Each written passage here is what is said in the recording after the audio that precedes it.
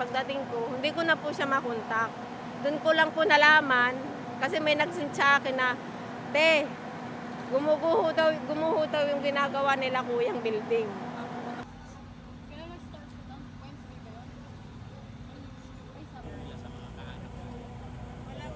Zoom natin.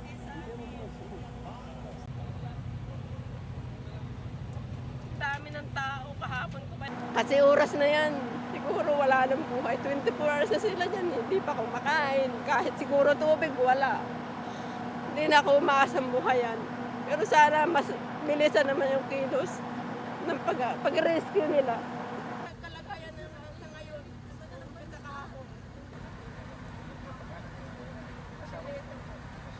Sana mami, kung hindi ka nakasama sa bilang, sana magpakita ka na lang.